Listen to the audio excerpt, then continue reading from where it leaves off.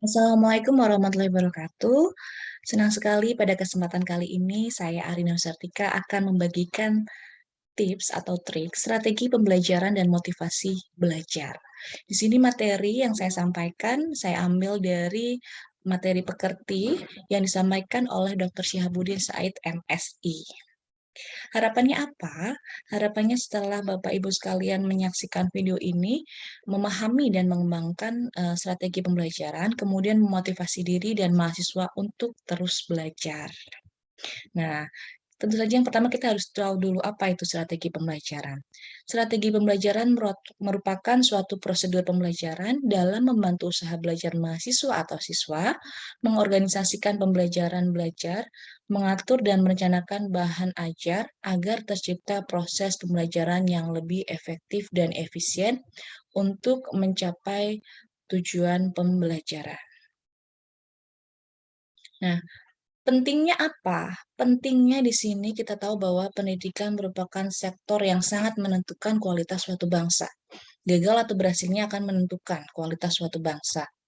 Nah, pada dunia pendidikan, hendaknya memperhatikan unsur pendidikan, diantaranya peserta didik, pendidik, software atau perangkat lunak, manajemen, serta sarana dan prasarana.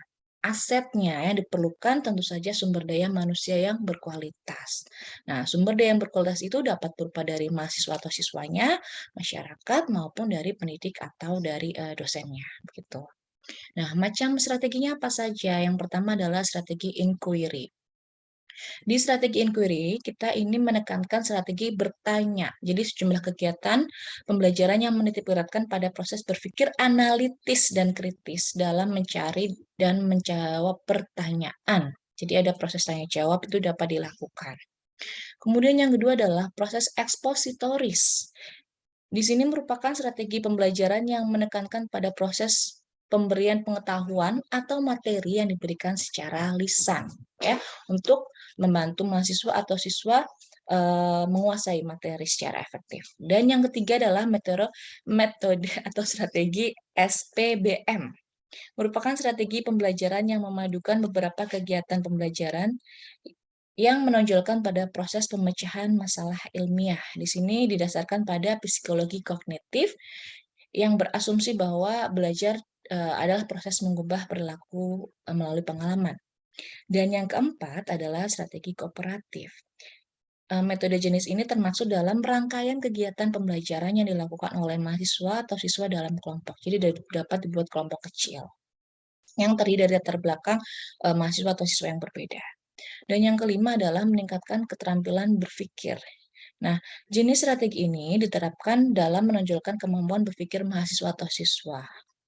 Materi yang disajikan dapat berupa bimbingan ya, membimbing mahasiswa atau siswa melalui proses menemukan konsep sendiri yang harus dikuasai dengan terus menghadapi proses dialog dan menggunakan pengalaman mahasiswa dan siswa. Di sini kita perlu dukungan juga dari lembaga pendidikan untuk meningkatkan sarana dan prasarananya. Misalnya ada perpustakaan yang memadai, kelas yang perlu direnovasi dan sebagainya. Nah, selanjutnya kita masuk ke motivasi belajar. Nah, ini berasal dari kata movir yang artinya menggerakkan. Ini artinya kondisi yang menimbulkan perilaku, mengarahkan perilaku, mempertahankan intensitas perilaku. Nah, kalau disimpulkan, di sini saya mengambil dari beberapa definisi bahwa motivasi itu disesuaikan. Oh, mohon maaf, sini ada kesalahan, harusnya ke sini dulu ya. Motivasi belajar merupakan suatu dorongan internal dan eksternal. Di sini mengambil dari beberapa definisi. Merupakan suatu dorongan internal dan eksternal pada siswa-siswi yang memberikan semangat, perhatian, kemauan, keinginan, dan cita-cita untuk belajar guna untuk mencapai tujuan yang diinginkan. Nah, oleh karena itu motivasi belajar ini sangat penting dapat mendorong mahasiswa lebih giat dalam belajar memperoleh tujuan yang ingin dicapai. Caranya bagaimana? Cara yang pertama dengan memberi angka, ya. Jadi kita bisa memerlukan unsur objektivitas, memberi nilai, ya, ranah kognitif, afektif, dan psikomotorik itu bisa nyata nilai. Yang kedua kita juga bisa memberi reward, ya, memberi hadiah. Misalnya diberikan yang berhasil menjadi kelompok terbaik, mendapatkan apa dan sebagainya. Kita memberi reward untuk motivasi belajar. Kemudian kompetisi dengan menciptakan budaya kompetisi di antara mahasiswa. Yang keempat ada ego involvement, di mana kita menumbuhkan kesadaran dalam diri mahasiswa agar merasakan pentingnya tugas di sekolah gitu. Dan yang kelima ini juga cukup perlu dilakukan juga, yaitu dengan memberi pujian. Nah, di sini ada teori motivasi, bagaimana teori motivasi dan penguat. Kemudian yang kedua adalah hadiah dan penguatan, ya, bahwa tidak ada jaminan apakah hadiah akan menjadi penguat yang efektif. Ini tergantung berbagai banyak faktor, ya. Tetapi ini salah satunya bisa dilakukan untuk menjadi salah satu strategi untuk memberikan motivasi. Dan tentu saja ini tergantung dengan kondisi bagaimana lingkungan perguruan tinggi atau pendidikannya begitu.